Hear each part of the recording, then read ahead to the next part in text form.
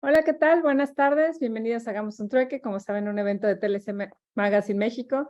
Me da mucho gusto saludarlos en el último día del mes de julio. Estamos a punto ya de empezar agosto y ya tenemos preparado el calendario en donde vamos a seguir compartiendo trueques y compartiendo experiencias.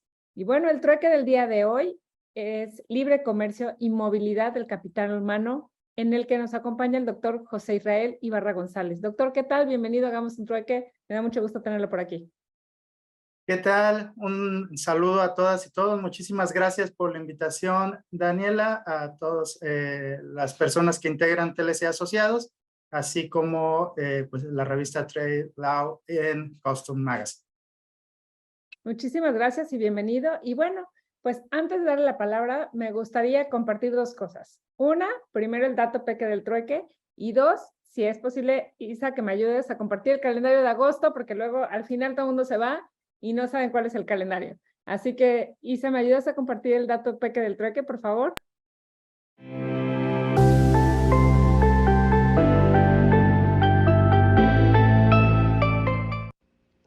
El Servicio de Administración Tributaria pone a la disposición de los contribuyentes una nueva herramienta llamada SAT Factura Móvil, con la cual podrás facturar desde el lugar donde te encuentres. Es necesario considerar la siguiente información y pasos. Como paso número 1, deberás descargar la aplicación ya sea desde tu celular o tablet. Como paso número 2, una vez estando en la aplicación, se deberá ingresar con RFC y contraseña CIEC. Como paso número 3, una vez estando dentro del aplicativo, será necesario dirigirte a la opción de configuración para guardar la información que se necesitará para realizar la facturación, tal como los productos y servicios, el tipo de moneda, forma de pago, método de pago, código postal, así como cuenta predial. Esta última en caso de que tu régimen fiscal sea de arrendamiento. Como paso número 4, nos dirigiremos a la opción de guardar cliente. Con esto, para dar de alta los datos correspondientes al cliente a quien se le va a facturar. Los datos que necesitarán son los siguientes: RFC, razón social, código postal, correo electrónico, régimen fiscal y el uso de la factura. Como paso número 5, una vez que se tenga la información necesaria guardada en el aplicativo, nos podremos dirigir a la parte de generar factura. Ahora bien, como paso número 6, como ya se tiene sobrellenada la información, solo será necesario ir seleccionando la información. En caso de contar con distintas actividades económicas, se seleccionará la actividad económica con la cual se va a facturar. Como paso número 7, en el campo de retenciones será necesario seleccionar si aplica o no aplica y se podrán modificar las tasas.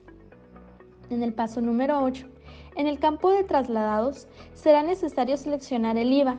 En este apartado se puede modificar la tasa, ya sea del 8% si te encuentras en región fronteriza norte o sur, o bien del 16% como tasa general. Una vez que estén todos los datos debidamente llenados, se seleccionará la opción sellar y se seleccionarán los archivos de los sellos electrónicos. Así mismo se deberá ingresar la contraseña correspondiente.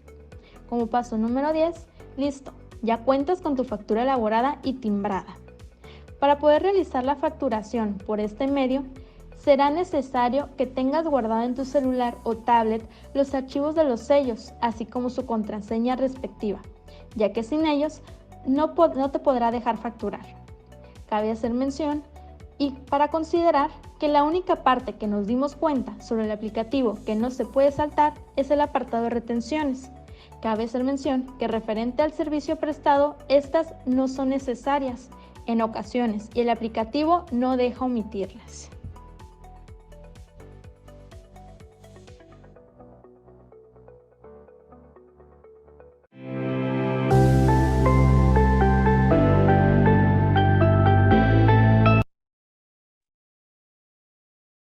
Pues muchas gracias por compartir esta información. Espero que sea de utilidad. Por supuesto, la pueden ver también en YouTube. Y bueno, pues ya tenemos listo el calendario del mes de agosto, así que a partir de mañana se los vamos a compartir, por supuesto, para seguir haciendo trueques.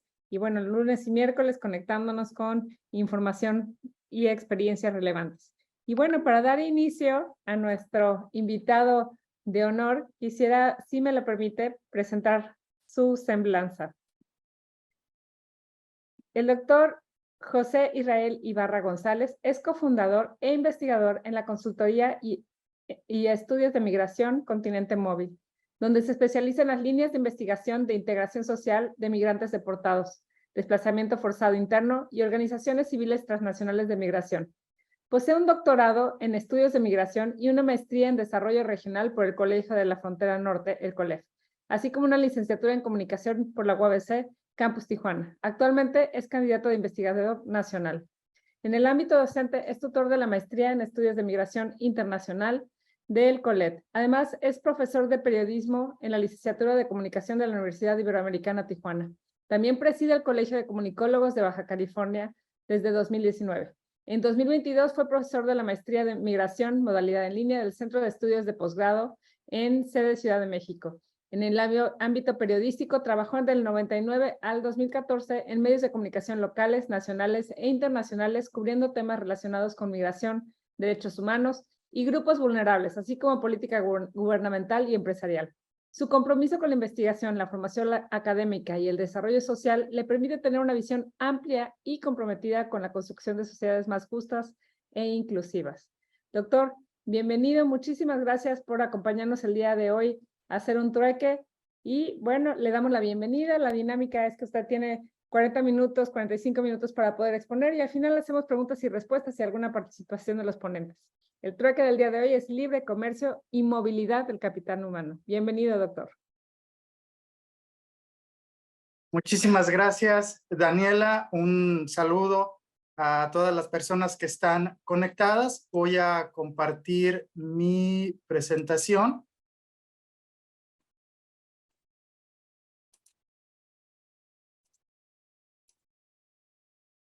Por favor, me dicen si la pueden visualizar.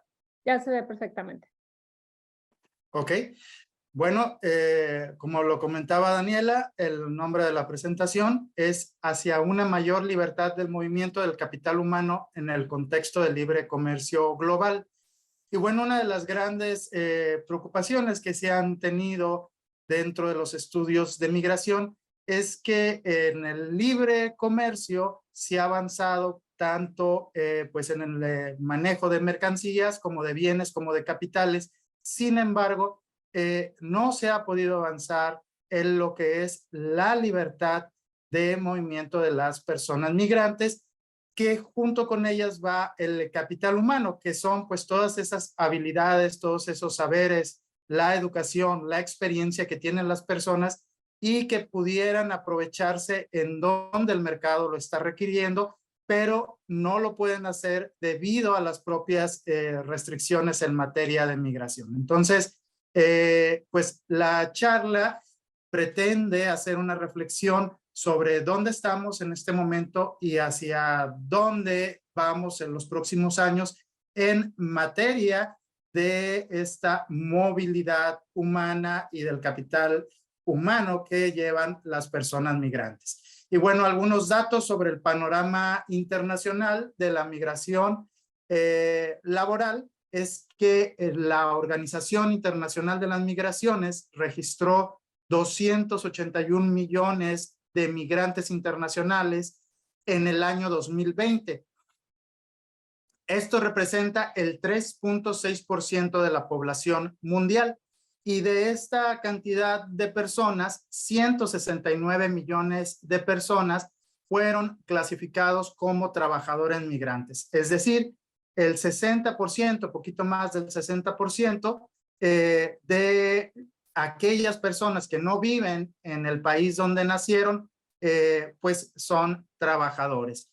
Y esto va aparejado también con el fenómeno de las remesas internacionales, que para el año 2020 a nivel global pues alcanzaron los 702,000 millones de dólares en remesas, producto pues de las ganancias que envían a sus lugares de origen estos trabajadores. Y bueno, aproximadamente 504,000 millones de dólares, es decir, el 71.8% del total, fueron a países de ingresos bajos y medianos, lo que sin lugar a dudas pues es de un gran beneficio para estos países, pero también para los países en donde se da la inmigración, lo que ya pues veremos más adelante.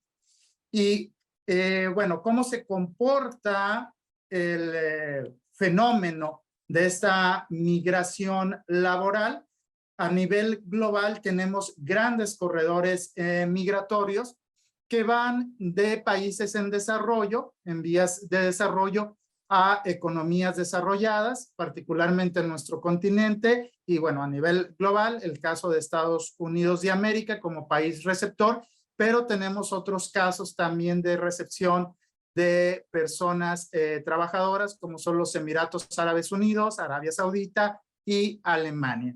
Actualmente, bueno, Estados Unidos continúa como el mayor receptor de migrantes en el mundo y México es su principal fuente de trabajadores migrantes. Nada más que aquí vamos a empezar a ver diferencias en cuanto a la política de recepción de trabajadores migrantes y la posibilidad de entrar, digamos, en una cierta igualdad de circunstancias con los trabajadores nativos. Si vemos las relaciones de los flujos migratorios entre Canadá y Estados Unidos, estos han venido siendo legales y se vieron poco alterados por las preocupaciones después del 9 de septiembre.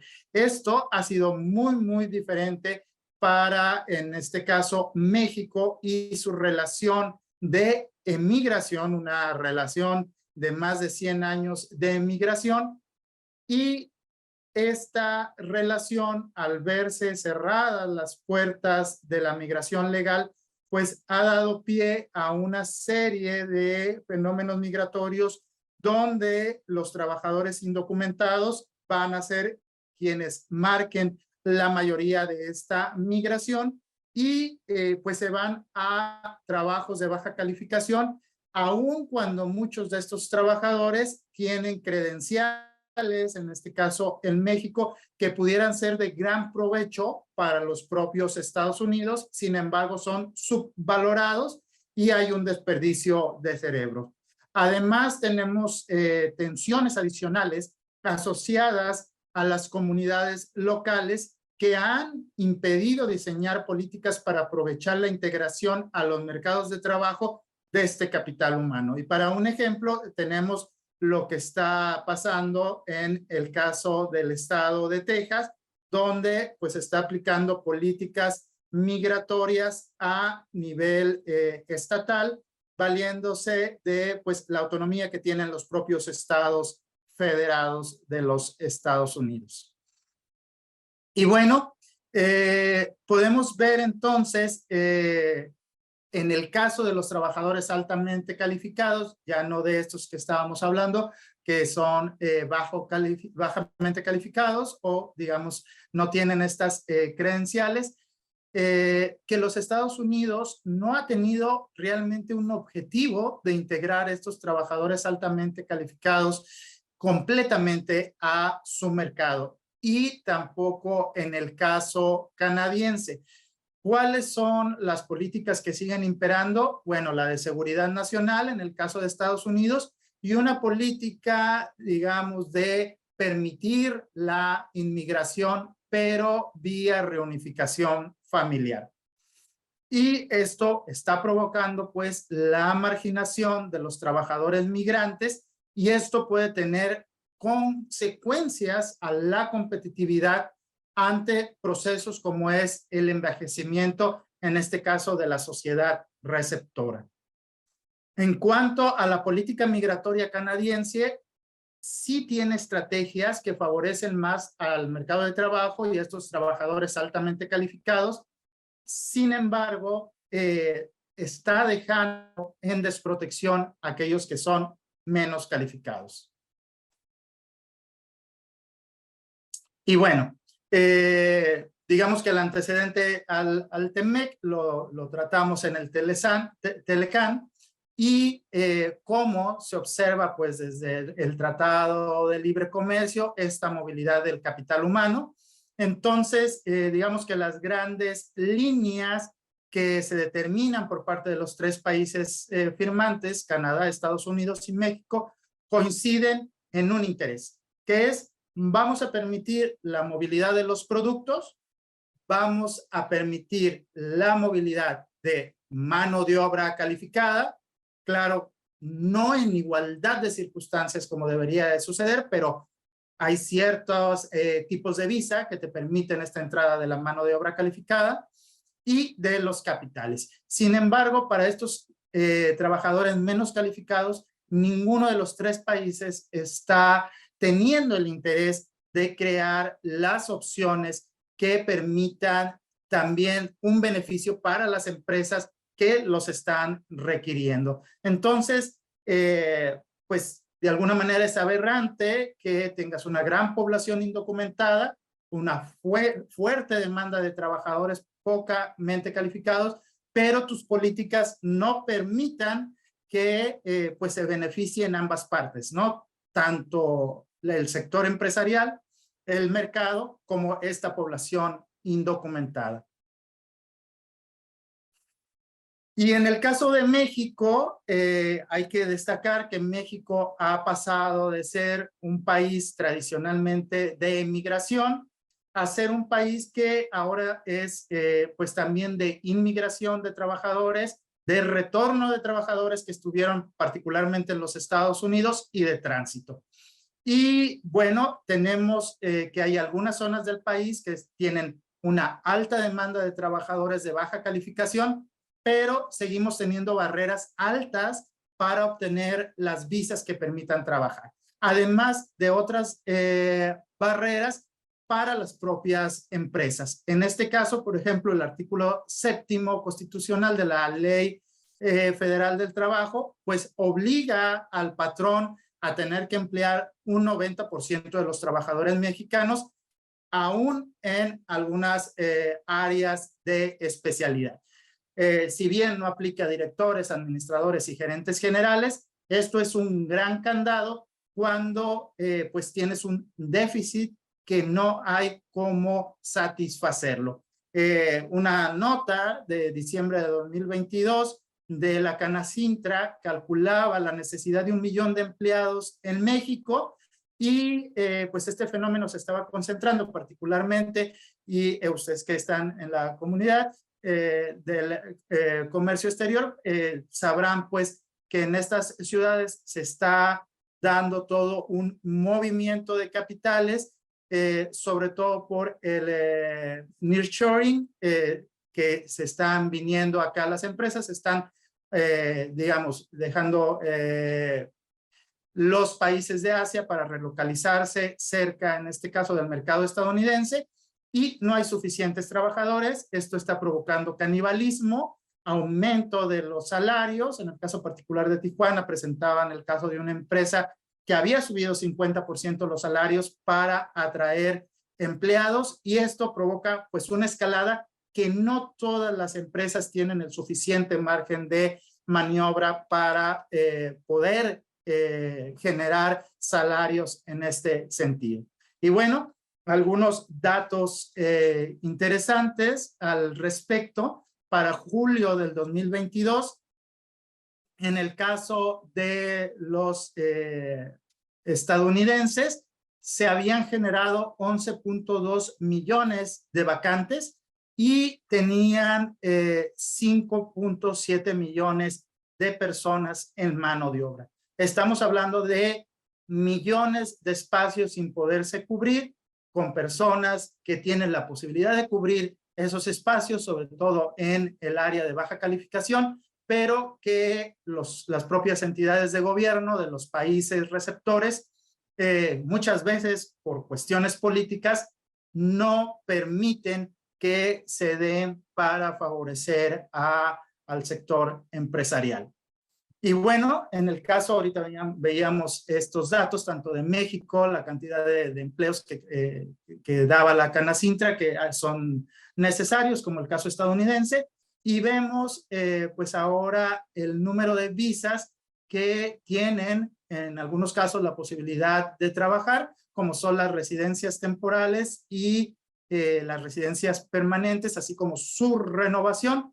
Y podemos ver el número para el año 2021, que pues son poco más de 170,000, cuyas principales nacionalidades fueron Estados Unidos en primer lugar, luego Venezuela, luego Colombia, Honduras, Cuba, Argentina, Guatemala, El Salvador, Canadá, China, España, Brasil, Haití y Japón. Pero si vimos el número de visas otorgadas y la cantidad de trabajadores que son necesarios, pues vemos que no es suficiente. Sigue habiendo un déficit y aún así hay pues algunas visas temporales, sobre todo aquellas que son por vínculo familiar, que no permiten a la pareja que viene por vínculo familiar trabajar hasta su residencia permanente, para lo cual pues prácticamente la dejan fuera del mercado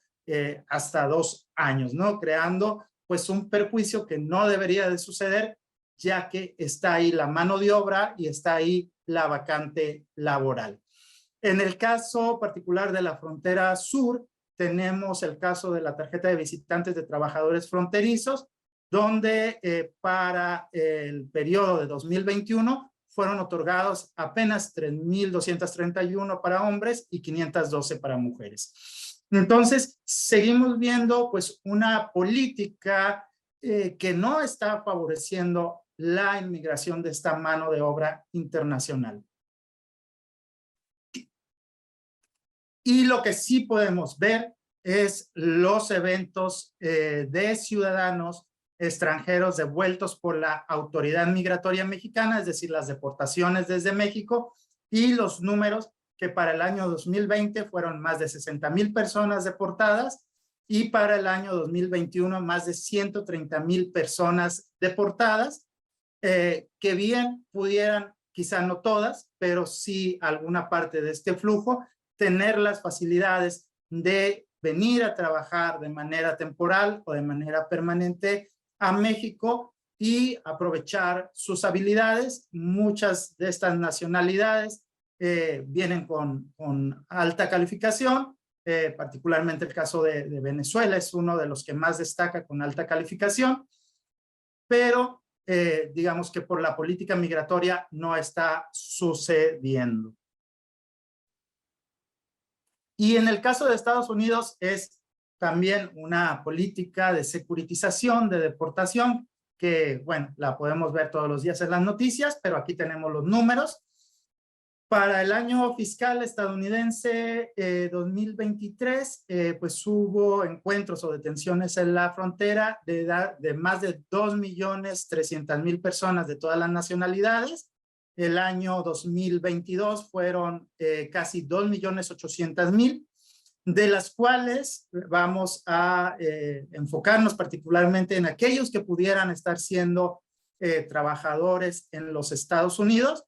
Para el mismo periodo fiscal de octubre a junio del año fiscal estadounidense, había más de 1,500,000 personas de todas las nacionalidades, adultos, con una posibilidad de trabajar en los Estados Unidos, y para el año 2022 se alcanzaron casi las 2 millones de personas adultas que fueron detenidas, y gran parte de ellas pues deportadas ya sea bajo título 42 hasta donde llegó el título 42, o fueron devueltas también, como tradicionalmente se sabe, por el título 8, que nunca dejó de operar, ¿no? A pesar de lo que se difundió en los medios de comunicación. Y bueno, vemos ahí esta necesidad, y se podía ver en las entrevistas de las personas que dicen yo quiero ir a trabajar, y simplemente las políticas de los países pues les impiden que puedan llegar a donde el mercado los está requiriendo. El caso de México lo destaco, es muy importante por la cantidad de personas adultas que fueron detenidas en la frontera. Estamos hablando que para el periodo que va de octubre a junio del año fiscal 2023, fueron más de 450,000 mexicanos adultos que intentaron cruzar a los Estados Unidos, y para el año 2022 casi más de 750,000 personas adultas mexicanas, que si bien una buena parte también iban como peticionarios de asilo huyendo de la violencia, hay un flujo mixto que también va de trabajadores laborales que se encuentran pues con esta barrera, a pesar de, como ya lo veíamos ahorita en las estadísticas, de haber un déficit de trabajadores en los Estados Unidos. Y bueno, ¿qué pasa? ¿Qué está pasando con esta política estadounidense?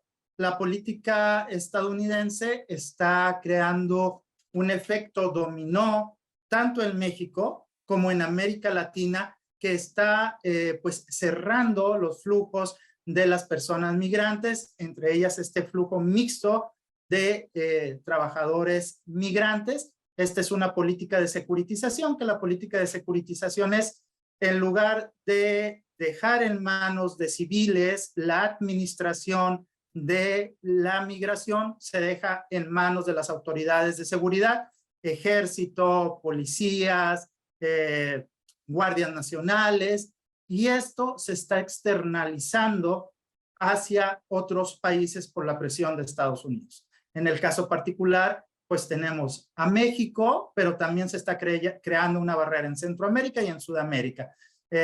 Recientemente, pues se están creando estos centros de procesamiento en Guatemala y en Colombia, y en el caso de México, pues se crea esta posibilidad nunca antes vista en la historia de México de que sean deportados no mexicanos a territorio nacional. Entonces, pues lo que se está creando es represas que están dejando a terceros países en vías de desarrollo con la responsabilidad que debería de tener el propio Estados Unidos. Y bueno, esto se está viendo en una restricción pues a estos trabajadores migrantes, a los buscadores de asilo, que no por ser buscadores de asilo dejan de ser trabajadores. Es decir, quienes están logrando de alguna manera entrar con un parol, ellos pueden trabajar 2 años en lo que tramitan su asilo y pagar sus impuestos y ser de beneficio para la sociedad receptora. Entonces, pues tenemos toda una serie de leyes que han venido incrementando su nivel de restricción a través de la historia de Estados Unidos, AIRA, la aparición del DHS y del ICE, vimos también el caso del MPP, Título 42, hasta estos programas que ya son controlados por CBP One para seguir restringiendo el orden. ¿Y esto qué está provocando en materia de migración en nuestros países? Ustedes lo pudieron ver, una serie de violaciones a los derechos humanos que han llegado pues a tal grado como en la tragedia de Ciudad Juárez, donde mueren 4 decenas, más de 40 personas de diferentes nacionalidades en un centro de detención migratoria. ¿Qué es lo que se tiene que reflexionar en cuanto a la responsabilidad de países como México y otros países firmantes de las convenciones internacionales? Bueno, todos aquellos que han ratificado la Convención Internacional para la Protección de los Derechos de todos los trabajadores migrantes y sus familiares, entre ellos México, tienen una vinculación jurídica a nivel internacional que debería estar reflejada en sus leyes y que debería de beneficiar a los trabajadores, tanto documentados como indocumentados. Sin embargo, estamos viendo que eso no está sucediendo. Esta convención pues es aplicable a todos los trabajadores migratorios durante todo el proceso de la migración, desde la partida, el tránsito y el ejercicio de la propia actividad laboral. Claro que hay diferencias entre los migrantes documentados, aquellos que llegan de manera regular y aquellos que llegan de manera irregular. Sin embargo, en el caso de los derechos que tienen, están marcados en estas propias convenciones internacionales y se tienen que respetar, como es el propio derecho a la vida, el derecho a la propiedad, que eso no se respeta, a la seguridad personal, a su asistencia consular, a sus derechos laborales, entre los que incluye su seguridad social y su atención médica de urgencia, y los derechos de los hijos de estos trabajadores migratorios, su derecho a la educación, a su identidad cultural, Y bueno, también evitar cualquier clase de tortura o cualquier clase de posibilidad de que suceda la trata, que es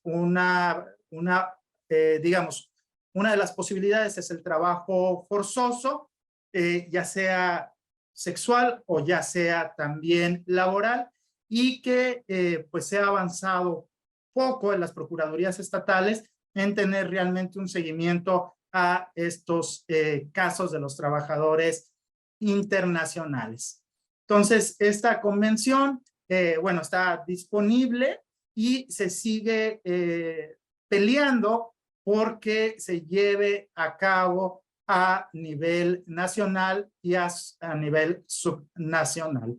Entonces, esta convención lo que nos otorga es la libertad de movimiento y de residencia, salvo las restricciones establecidas por la ley para proteger seguridad nacional o moral pública o derechos y libertades de los demás. Pero tenemos aquí un marco al cual México está obligado y aquellos países firmantes de la convención donde deberíamos de estar avanzando hacia una movilidad internacional que no está sucediendo. Y esta vigilancia, bueno, se hace a través del Comité de Protección de los Derechos de todos los trabajadores migratorios y de sus familiares, y que ya ha hecho varias recomendaciones. Sin embargo, pues no se les ha dado el seguimiento necesario, en alguna medida también por la falta de difusión de la propia convención y por la falta de conocimiento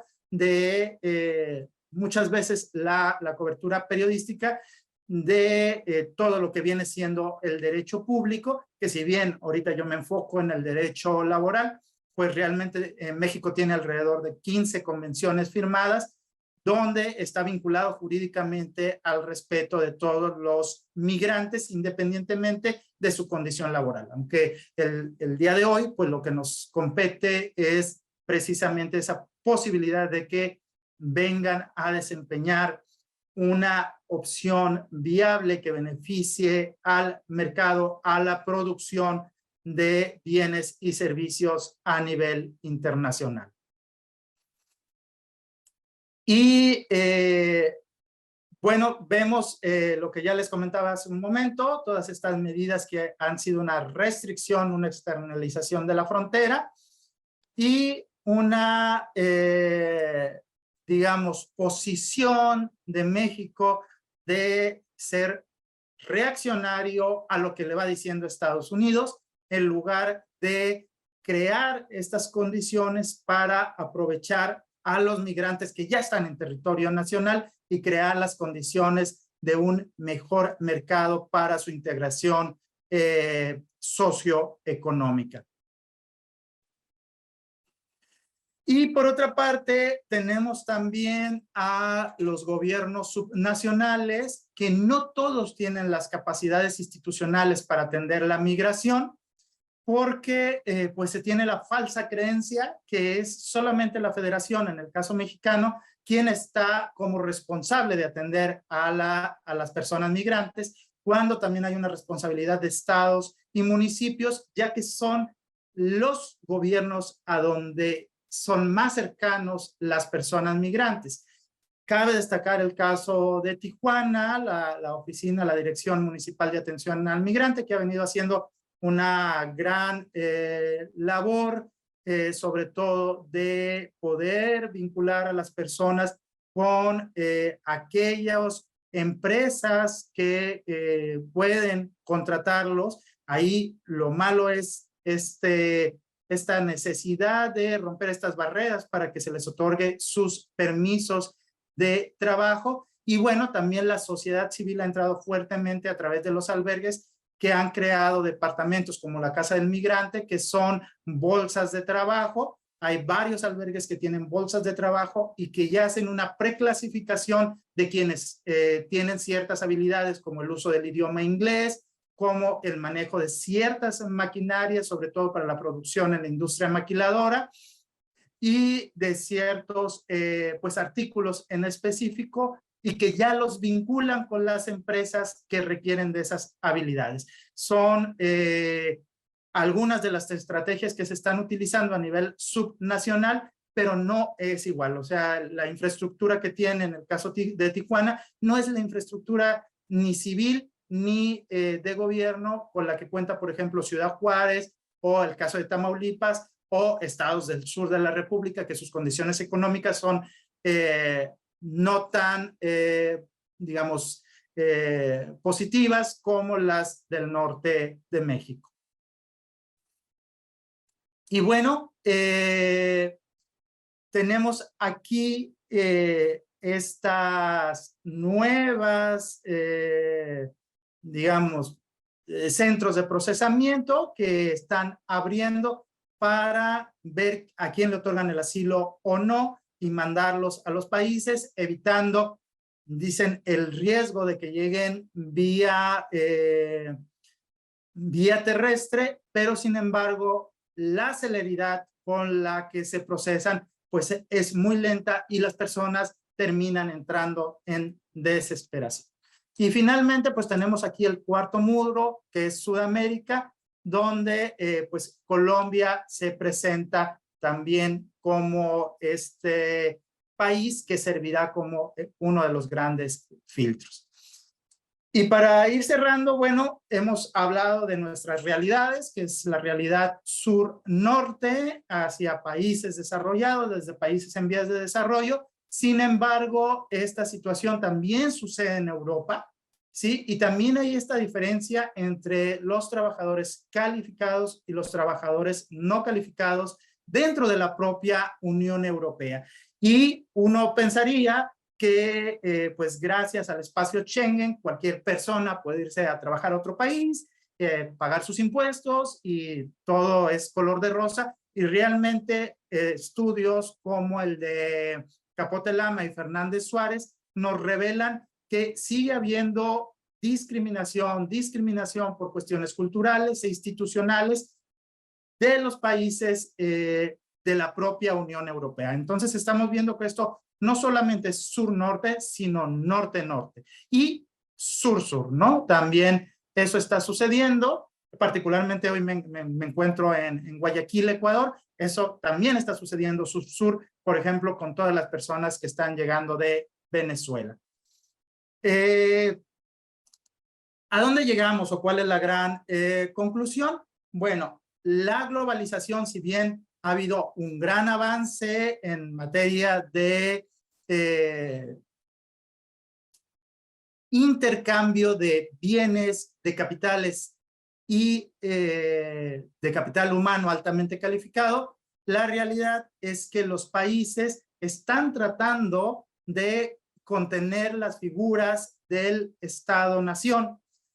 Sin embargo, a pesar de estos intentos, la realidad es que estas comunidades transnacionales que se están formando están poniendo en entredicho estas ciudadanías y estas identidades nacionales para crear identidades que van más allá de los estados-nación. Tenemos a jóvenes que ahora son nómadas digitales que simplemente van viajando de país en país y trabajando, y esto nos implica repensar nuestras propias leyes y nuestra propia manera de regular el capital humano. Entonces, vemos que a consecuencia de esto, pues ahora lo que las personas están tratando de ubicar es cuáles son los países que me presentan a mí menos barreras de inmigración, desde donde yo puedo trabajar remotamente o presencialmente, y perdón, esto me permite brincar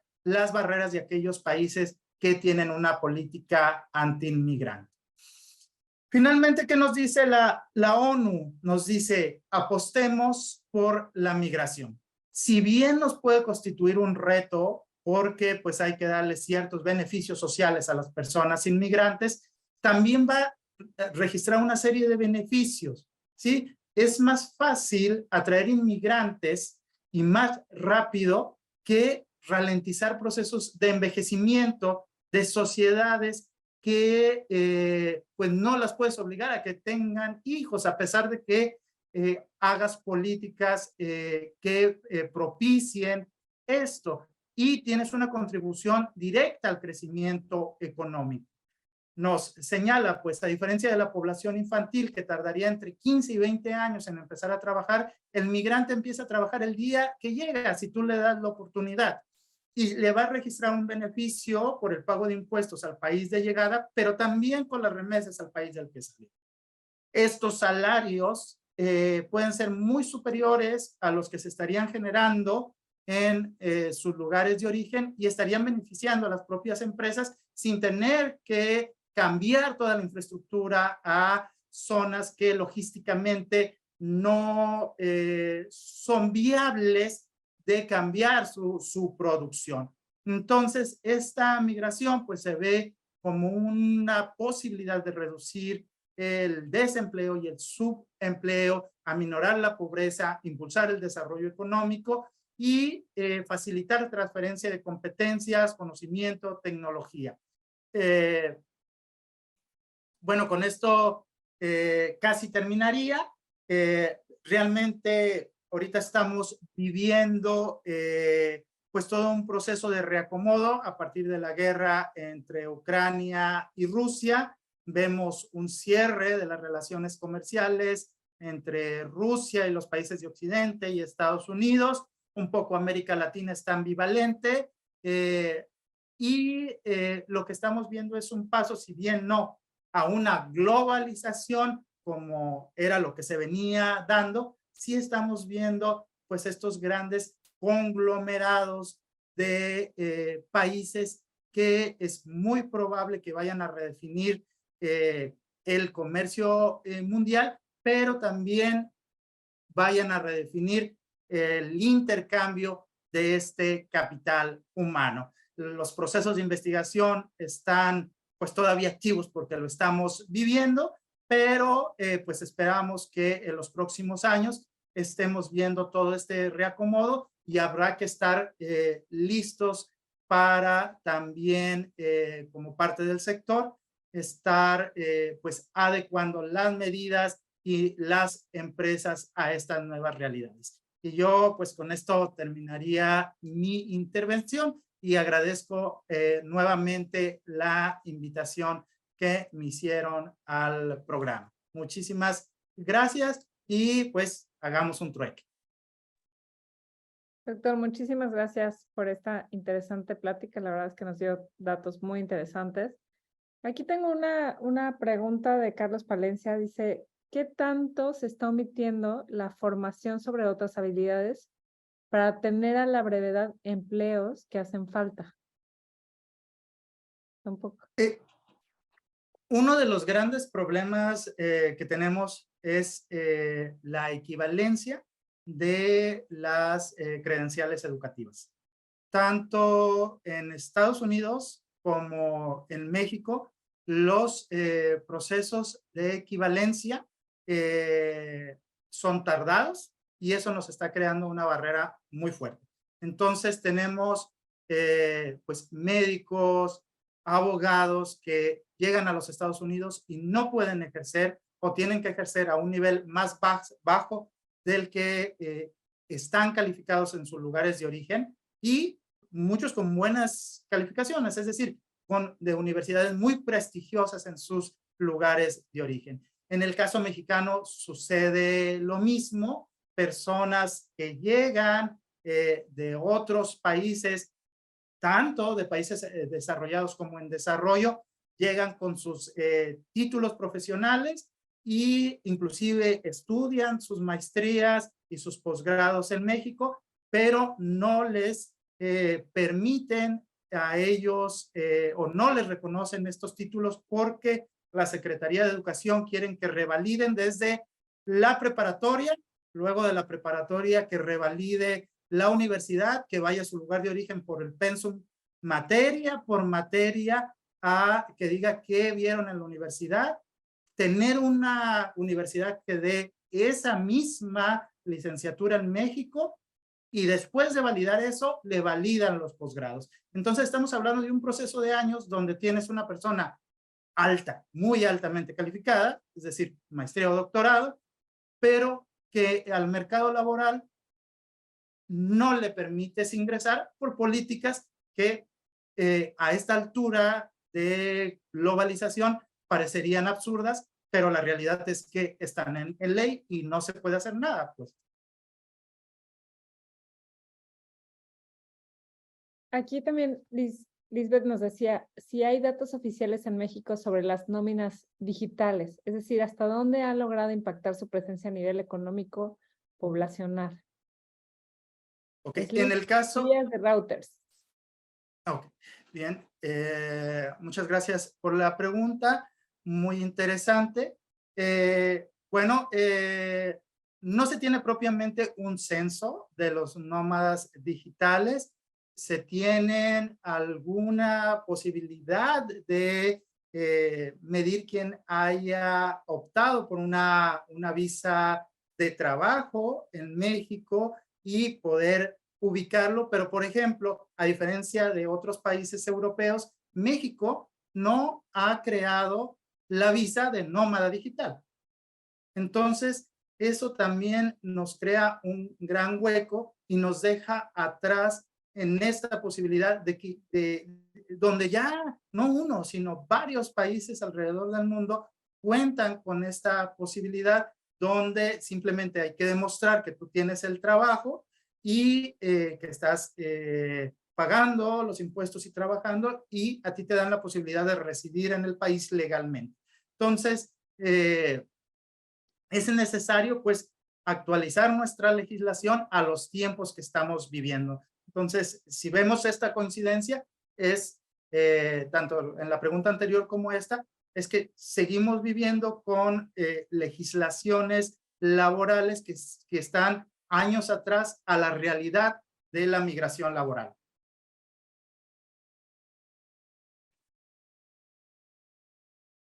Bueno, aquí también nos comenta, la misma Liz dice, desde su experiencia, ¿qué es lo más grave en la violación de derechos laborales para los migrantes, especialmente no documentados en México?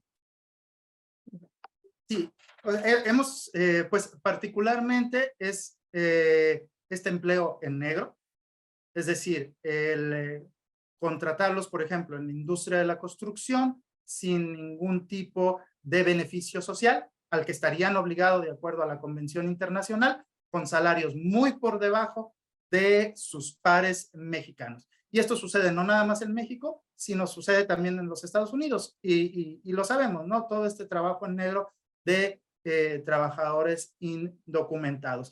Claro que no se denuncia porque están en una vulnerabilidad permanente los migrantes. Migrante que vaya a denunciar y está indocumentado, hay una gran posibilidad de que lo vayan a deportar y él no quiere ser deportado, ¿no? Entonces, entramos ahí, digamos, en un círculo vicioso bastante lamentable, pero que las violaciones a los derechos humanos, al menos en materia laboral, están presentes y están presentes todos los días.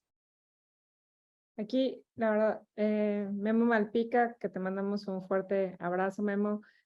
Uno te felicita por una excelente presentación, pero también comenta, en 2026 hay una revisión del TEMEC.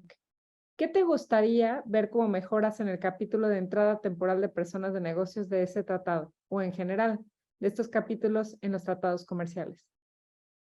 En lo particular, pues sería ideal que llegáramos a igualar este esquema de movilidad laboral que tiene el espacio Schengen, ¿no? Yo siempre ha sido mi referencia, con todas las críticas, que ahorita yo les presentaba las críticas del espacio Schengen, pero si realmente vamos a hablar de integración supranacional entre los miembros del TEMEC, debemos incluir a la migración. Parece que hay ahí un gran temor por parte de los políticos de entrarle al tema, e incluyo a los políticos mexicanos, ¿no? Que también no entran a establecer una posición, y esto es aprovechado para cuestiones políticas, y estas cuestiones políticas se contraponen con las mismas necesidades del mercado. Entonces, mi ideal sería eso, creemos un espacio primero dentro de Norteamérica para llegar a una movilidad bien regulada como en el espacio Schengen, y yo creo que con eso avanzaríamos bastante. También hay que aceptar, debe de haber un compromiso de México de mejorar la situación laboral de los trabajadores, que se ha avanzado, pero no se ha avanzado lo suficiente, y esto sigue provocando la migración de miles de personas todos los días desde México, y no se diga desde aquellos no firmantes del TEMEC. Aquí también nos pregunta Juan Preciado, dice, en su opinión, ¿por qué Estados Unidos no respeta los derechos humanos de los migrantes, así como los tratados internacionales que tiene principalmente con México? El no respeto de los derechos humanos de los migrantes es prácticamente el compromiso de los Estados Unidos de otorgar el asilo y de permitir que las personas lleguen a su territorio y ejerzan el derecho de pedir asilo. No estamos hablando de que se los vayan a otorgar o no se los vayan a otorgar.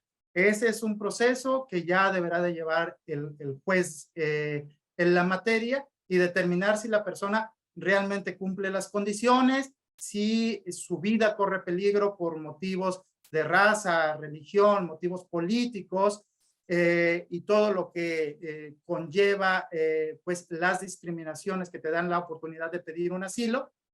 Pero el romper el compromiso internacional de permitir a las personas atravesar la frontera, pisar el territorio estadounidense y decir, estoy aquí y estoy pidiendo que me des la oportunidad de pedir el asilo, esa es la violación de los derechos humanos. Y lo que hace Estados Unidos al externalizar la frontera es precisamente eso, y es una violación. Y lo hace también la Unión Europea, no solamente Estados Unidos, no, con estas configuraciones de terceros países seguros. Y en el caso mexicano no es un tercer país seguro, porque México no es seguro. No es seguro para los migrantes. No es seguro ni por el crimen organizado, ni es seguro por el propio Estado, que ya vimos que en sus propias instalaciones murieron quemados los migrantes. Sin embargo, de facto, está sucediendo. Entonces, estamos viendo estas violaciones de Estados Unidos, y también estamos viendo estas violaciones por parte del gobierno mexicano, y aparte de Estados Unidos en general, estamos viendo las violaciones de los gobiernos subnacionales como Florida o como Texas, cuyas leyes estatales contravienen directamente los tratados internacionales, pero no hay una fuerza, digamos, de los resto de los países firmantes que se atreva a cuestionar y enfrentar al propio gobierno estadounidense por obvias razones y compromisos. Pero las violaciones están y son señaladas de manera permanente, ¿no? Ahí esa sería la respuesta. Pues muchísimas gracias, doctor. En este momento hablo a los panelistas si quieren hacer algún comentario. Enrique. Doctor Gabriel, qué interesante plática nos acabas de dar, y el hablar de los migrantes, que es un tema muy álgido, muy difícil, muy peligroso, ¿no? En todo este caso. ¿Qué obligación tenemos en México de recibir a toda esta gente y que se quede aquí? Hay muchas quejas en todos los estados, en todas las ciudades grandes de el problema que están causando ya los migrantes que están hacinados en los parques y están en muchos lados así sin hacer nada, pidiendo prácticamente limosna. ¿Qué es lo que tiene que hacer el gobierno en este sentido? Ok, legalmente estamos obligados a brindarles todas las garantías sociales. ¿Por qué? Porque México así lo decidió, firmar las 15 convenciones internacionales que lo obligaron jurídicamente. Esto obligó también a una reforma constitucional, y esta reforma del primero constitucional puso, digamos, a la Constitución bajo el marco de las convenciones internacionales, que hizo que el primero constitucional garantizara los derechos humanos de las personas independientemente de su nacionalidad. Y cuando hablamos de la garantía de los derechos humanos, por mencionar algunos, estamos hablando de la garantía a salud, de la garantía a educación, de la garantía a una representación jurídica, y esto también estás obligado a nivel subnacional con las leyes subnacionales a través de sus leyes de migración. Entonces, realmente estamos obligados. ¿Por qué? Porque así se decidió. Quizá cuando se decidió estábamos en otra realidad. Es decir, México era un país de migración, entonces de alguna forma México, su posición era, mira, yo estoy firmando todo eso, tú que recibes a mis migrantes, debes de pues ser corresponsable a lo que yo me estoy comprometiendo. Pero la realidad cambió y el hecho es que ahora están los migrantes y nosotros tenemos todo un marco legal que nos obliga a recibirlos y que no ha ido el gobierno a la velocidad que va. Solo existen 3 centros de integración del migrante. Uno en Ciudad Juárez, otro en Tijuana, otro en Matamoros, con capacidades limitadas. No tenemos un centro de distribución de migrantes en Chiapas, como sucede en países como Alemania, donde hay un centro donde tú recibes a los peticionarios de asilo, tú tienes un mapa muy, muy bueno de dónde hay necesidad de mano de obra calificada, de mano de obra no calificada, de mano de obra en el campo, haces una identificación de los migrantes, sus habilidades y los mandas a la región del país donde te hacen falta para crecer económicamente. Entonces, la realidad es que necesitamos esa infraestructura y estamos obligados jurídicamente a hacerlo. Gracias, acabas de dar un punto muy importante en este sentido, ¿no?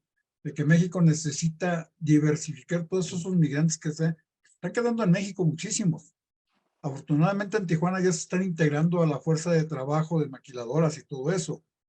No sé en Ciudad Juárez, pero aquí en México y en Monterrey vemos muchísimos migrantes que andan en la calle y andan pidiendo y andan haciendo todo eso. Yo creo que dijiste un punto muy importante, ubicar dónde se requiere la fuerza de trabajo y mandarlos hacia allá. Y es obligación de México también darle papeles, ¿verdad? Así es, o sea, legalmente es facilitarlo. Claro que puede haber deportaciones en el caso, por ejemplo, de aquellas personas que su caso no cumpla con el requerimiento, por ejemplo, ante la Comar, ante la Comisión de Ayuda a Refugiados, y bueno, dices, no me demuestras que tu vida está en peligro. Pero hay decenas de casos donde sí es demostrable porque están saliendo por una violencia tremenda y se lo comento aquí en Ecuador, está viviendo una crisis de violencia donde están involucrados el cártel de Sinaloa, cártel Jalisco Nueva Generación, cárteles de Colombia, cárteles de Brasil y digamos que las empresas están siendo extorsionadas y las pequeñas empresas más y están provocando un éxodo con, digamos, aparte de las extorsiones, muchas veces amenazas y a veces asesinatos también, que crean casos muy, digamos, completos para pedir asilo, por ejemplo, en México, ¿no? Entonces, ahí sí hay una responsabilidad por parte del gobierno mexicano y del gobierno estadounidense de recibirlos, pero pues hay que aprovechar las habilidades de estas personas. Si no tenemos estudios permanentes que nos permitan saber simplemente su grado de educación y experiencia laboral, sus dominio de idiomas, ¿cómo vamos a saber dónde acomodarlos, no? Como una responsabilidad del Estado. Y creo que ahí el sector empresarial, la industria, pues debe de estar también presionando, cambiando estas barreras de solo el 10%. Oye, si no tengo trabajadores mexicanos, permíteme contratar el 15% de trabajadores extranjeros. Sucedió Tijuana y el caso haitiano es un caso emblemático. Se integraron por completo. Sí, es lo que te comentaba. Qué interesante. Gracias, doctor. Felicidades y muy buena plática. Gracias. Gracias a ustedes, ingeniero. Pues muchísimas gracias, doctor. Si no hay ningún comentario, bueno, de parte, no sé si el Vista o el doctor Máximo quieran hacer algún comentario. Sí, Doctor. con mucho gusto. Gracias, doctor. Doctor Ibarra González, yo me sumo a la del ingeniero Herón en felicitarlo en una plática muy ilustrativa, muy didáctica, con muy buenos datos estadísticos interesantes, una forma también poco conocida, como usted lo dijo, la materia internacional, los compromisos que ha suscrito México a través de una serie de convenios, de tratados. Lo único que quisiera yo hacer un comentario en relación a alguna de de lo que dijo durante la intervención al finalizar casi, ¿por qué no tenemos un espacio Schengen? No lo tenemos porque México, Estados Unidos y Canadá no han suscrito un tratado de mercado libre, de unión, en el que se permita la libre circulación de los 4 factores de la producción. Lo que tenemos firmado, y usted lo sabe perfectamente bien, es un tratado de última generación, como los llama, fundamentalmente de libre comercio, aunque también se establecen principios, pues para servicios, determinados servicios, y también para capitales, pero no hemos llegado, como el mercado común europeo, ahora la Unión Europea, a tener desde luego esa amplitud que le permite a los 27 estados de Europa, pues tener una población que también circule libremente, como es uno de los objetivos, y en el espacio Schengen se realiza esto desde luego. Nada más quería hacer ese comentario, felicitarlo amplísimamente, me gustó mucho su intervención y lo felicito muy ampliamente porque nos ilustra muchísimo. Gracias, doctor Ibarra. Gracias a usted. Gracias, doctor. Muchas gracias, Dani. Yo quisiera también participar y abonar en lo siguiente. El doctor Ibarra, muy ilustrativo, como mis compañeros colegas los han comentado. Y creo que hay un ejemplo muy claro en América Latina, que es el Mercosur. El Mercosur sí logramos, o se logra más bien, el intercambio de mercancías y de personas, el libre tránsito. Ese sí es algo que debemos de admirar de estos 11 países que forman parte. Creo que son 4 o 5 miembros reales y los demás son adherentes. 4 nada más, doctor, y los demás son adherentes, pero ya lograron esta conjugación. Sin embargo, el tema es tan antiquísimo que desde que se llevaron, por dar un ejemplo, de Israel a Babilonia, como inmigrantes o como esclavos, siempre ha habido a través de la historia. Solamente que México, temo equivocarme en la fecha, pero creo que empezamos a sufrir desde el año 16 de este siglo. En el año 16 empezamos a revertir porque antes estaban regresando nacionales a México, se estaba revirtiendo esa tendencia, y en el 16 se volvieron y se va complicando más en los años por venir el regreso otra vez de mexicanos a Estados Unidos y ahora más con los sudamericanos. Y ya pues quedó claro, tenemos acuerdos internacionales. Antes teníamos el artículo 1 de la Constitución, que cualquier extranjero que pisara el suelo de México ya pues de simple hecho gozaba de las garantías individuales. Ahora se llama derechos humanos. Bueno, pues así está pasando en el mundo, tristemente. Cada día somos más habitantes en el mundo y más movilidad.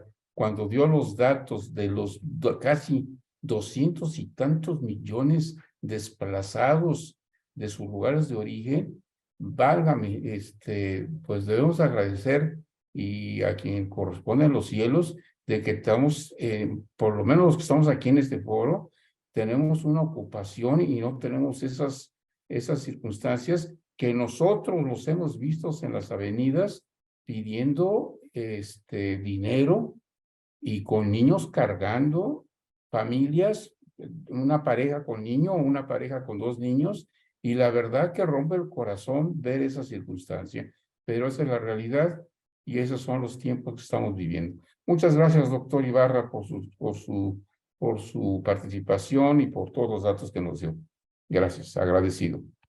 Muchísimas gracias. Ahí nada más hacer un comentario. Los 281 millones son las personas migrantes internacionales, es decir, que están fuera de su país.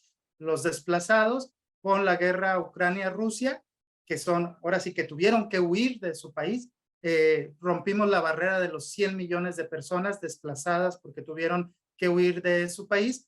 La rompimos con la guerra Ucrania-Rusia y es también una cifra histórica, no deja de ser una cifra impactante el hablar de 100 millones de personas. Y bueno, excelente, le agradezco mucho el comentario de estos intentos de formar las comunidades. En el caso de la comunidad andina también fue un esfuerzo que ha permitido, por ejemplo, el desplazamiento solo con la cédula de identidad entre los miembros de la comunidad andina, como sucede en el norte de Centroamérica. Entonces, son buenos intentos, sin embargo, no seguimos alcanzando los niveles que deberíamos de tener para pues el proceso de globalización que se había venido viviendo hasta antes de la guerra, ¿no? Si yo sigo hasta ahí, yo cierro mi intervención en el proceso temporal, ¿no? Hasta la guerra Rusia-Ucrania. Pero muchas gracias por su intervención. Gracias, doctor. Y bueno, quería dar la palabra a Héctor para cerrar.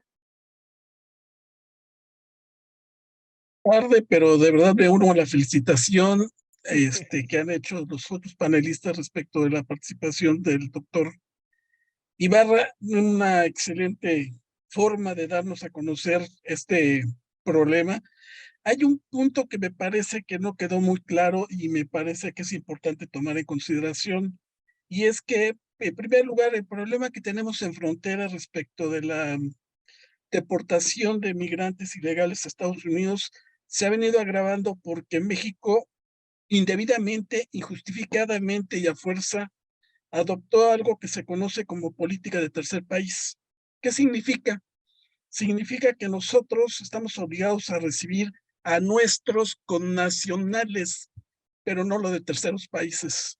Y por lo tanto, esos que son migrantes, que son de terceros países, Estados Unidos estaba obligado a retornarlo a sus países de origen. Por una cuestión, y todo el mundo sabemos por cuál, México aceptó recibir a esos migrantes también, y eso vino a agravar el problema en frontera, por una parte. Pero hay algo que tampoco se apuntó y me parece que es importante tomar en consideración, y es que los migrantes son una fuerza de trabajo que enriquece a las naciones que los reciben. Y eso es algo que no se externa, pero que sí entran en las arcas nacionales. Hay diversos estudios que acreditan que la migración propicia un crecimiento del Producto Interno Bruto del 8 al 9% interno de cada país que lo recibe, de tal manera que sí es cierto que causan muchísimos problemas, sí es cierto que nos sentimos amenazados, pero vienen a aportar su trabajo. Y ese aporte de trabajo hace crecer nuestras, diríamos, economías. Eso es algo que también debe de agradecerse. Y el hecho de que el migrante, como parte de su producto del trabajo, apoya a sus familias en los lugares de origen, se recibe el flujo de las remesas que han venido creciendo, en el caso específico de México, de manera impresionante. Y gracias a esto y al comercio exterior mexicano, México la ha venido librando en las últimas semanas, meses y años. Así que la migración tiene muchas aristas para enfocarla, pero creo que lo más importante es benéfica, aunque parezca paradójico, sobre todo en aquellas economías en donde, como en Alemania, como en Japón, las poblaciones están envejeciendo. Y entonces no hay capital humano que lo sustituya si no es a través de la migración.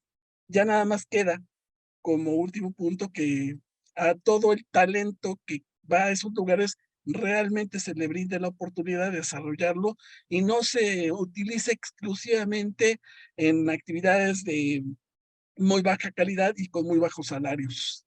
Pero excelente tema y me encantó toda la información que nos compartió. Muchísimas gracias, doctor. Gracias por su comentario también. Pues muchísimas gracias, doctor. Muchas, como dicen todos, felicidades por el tema y por la explicación. Y muy interesante. Y bueno, de parte de todo el equipo de TLC Magazine México, llegamos a un trueque. Le queremos dar este reconocimiento virtual al doctor José Israel Ibarra González por hacer un trueque en la plática virtual con el tema Libre Comercio y Movilidad del Capital Humano el día 31 de julio del 2023, firmado por su servidora y el doctor Octavio de la Torre. Muchísimas gracias, doctor José Israel, y un aplauso virtual y muchísimas gracias por el trueque. Muchísimas gracias a ustedes por la invitación. Y bueno, pues ya cerramos julio y lo invitamos también a que nos acompañe en el mes de agosto con el tema de el miércoles con la importancia de la planificación aduanera en las operaciones del comercio exterior por el doctor Héctor Díaz Arzola y bueno, nuestro querido amigo maestro Guillermo Malpica, la adhesión del Reino Unido al TPAT. Así que bueno, empezamos este extraordinario mes de agosto con el pie derecho y bueno, pues muchas gracias. Nos vemos lunes y miércoles a las 6 de la tarde, hora del centro, 5 de la tarde, hora del Pacífico. Muchas gracias a todos. Me dio mucho gusto verlos. Gracias y bonita tarde.